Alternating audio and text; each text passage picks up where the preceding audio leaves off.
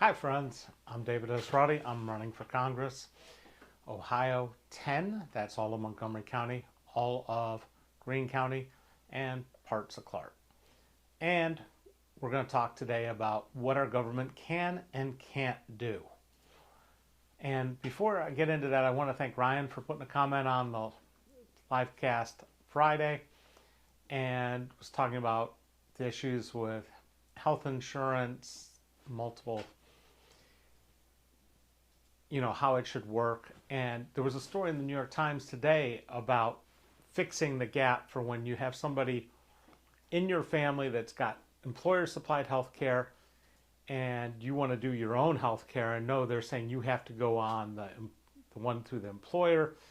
Look, this idea of having your employer control your health care is absolute malarkey, and having different rates for everybody and this charge master system and the whole way we do billing in this country needs to go away.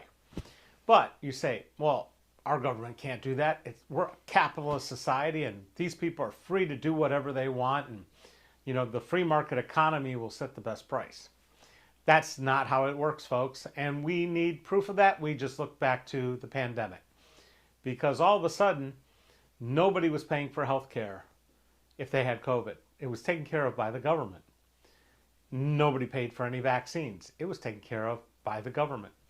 If we can take care of all those people and still have 1 million people die, we can do pretty much anything we want. Recently, there was a problem with shortage of baby formula. Oh, Mike Turner decided to vote for that one because I think, though, what he found out about his vote against the Affordable Insulin Act wasn't going to go over too well in his local market.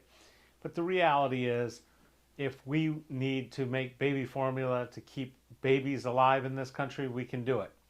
Once they're past being a baby, we don't care anymore, because we've got tons of kids in foster care and all kinds of other kids that are getting incarcerated, and we don't provide health care or child care unless you're really poor. But if you're in the middle there, too bad. So what can we do to make lives better for every American here? And sorry if you're in the health insurance business, but we can eliminate your jobs right now. There is no need for health insurance ever. Let's be clear about that. Health insurance is where you're basically gambling, paying a VIG to make sure that you're going to be covered and get the best rate in the hospital. And even if you're ill and you go to a hospital and you have no insurance, they have to treat you, and the rest of us pay the bill. How is that right? And how has the bill changed that much between the insured and the uninsured, the covered, the in-network, the out-of-network? This is absurd. And what's even more absurd is most of the hospitals we have make a majority of their money off of Medicare patients, as is, and Medicaid patients. For that, they have hospital executives making millions of dollars, and insurance company executives making millions of dollars, and it's not making healthcare any better. We have the worst outcomes for the most amount of money. So we know we can do things better. We can do all kinds of things better, from making sure people have baby formula, to making sure that they can afford their insulin, to making sure that there is no child hungry in this country. Because if we can have $54 billion overnight to send off to the Ukrainians, we can find the money here. Now, I've heard from a conservative friend of mine that he doesn't want Joe Biden as president because he's too old and he's got dementia and everything else. But you know something? For an old guy, he actually said something pretty smart the other day. He told the Chinese that if they have any ideas of trying to do to Ukraine what the Russians did to Taiwan, we're actually going to put up a fight. And everybody tried to dial it back and say, oh, no, we're supposed to keep this like secret. No, we're not. Let's just get it out there. Let's be honest. If we're that afraid of the Chinese and telling them what's going to happen, we need to get out of the business of protecting people.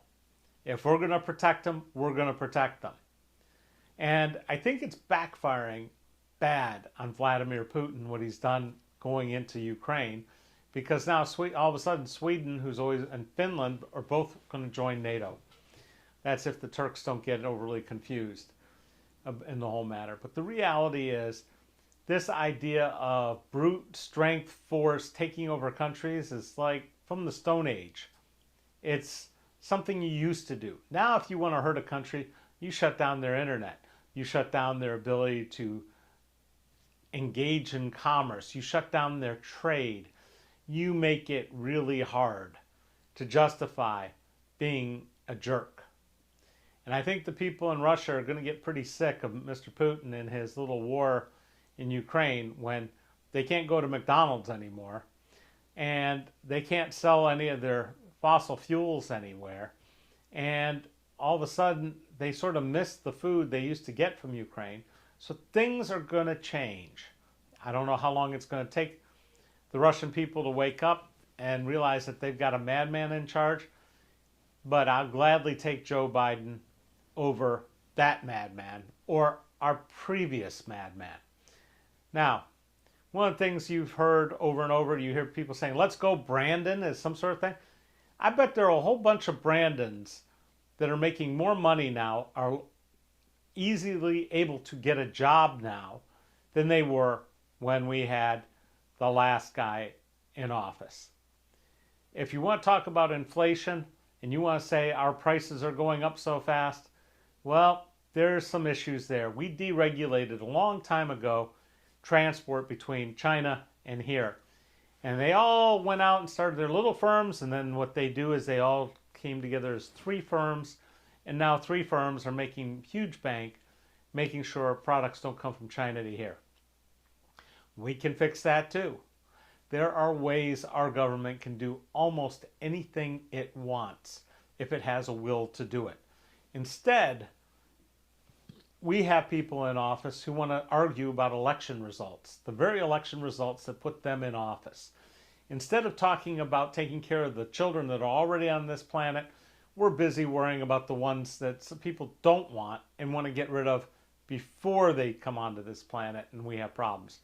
We are distracting ourselves from the goals that we should be setting, and that is to have a country where we as Americans know we are a great country, where no child goes to bed hungry every night, where no child is denied access to a good education, health care, and same thing goes for adults.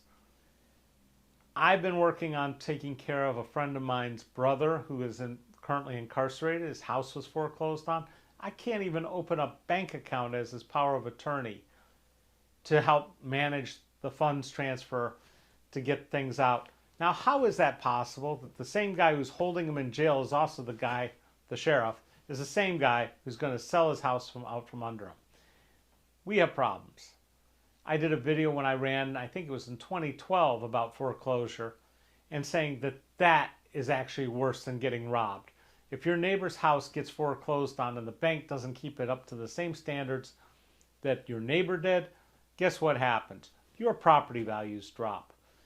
We have real endemic problems with a system that lets the people on Wall Street make billions without actually adding any value to this country. So one of the things that we've seen is our interest rates just skyrocketed from 3% on a home loan to 5.25% on a home loan. I'm sorry, we've got to put a cap on that. If your home or your income level is at a low to medium level income, you shouldn't have to pay the higher rate. Let the rich people pay the higher rate. The poor people need to, that's the biggest investment they're ever going to make. We should make it easy and affordable. I thought that's what Fannie Mae and Freddie Mac were for, but somehow we lost our way. If you keep electing the same people you do to Congress, you're going to get the same results. Dayton, Ohio, Xenia, Springfield, you guys need a congressman that will meet with you, listen to you, talk for you, and talk with you. And that's going to change. Once we see that change, we'll start seeing other changes. Mike Turner won't meet with you. He won't talk to you. He won't fight for you because basically he works for Boeing and General Dynamics and other defense contractors. He doesn't care about you. I'm David Esrati. I'm running for Congress. I need your help. Please share. Please watch. Please subscribe. Please hit the notify bell. And tell your friends about a new kind of congressman, one that talks to you every day. I'm David Esrati. Thank you very much. And we'll see you tomorrow at 4 o'clock. Thank you.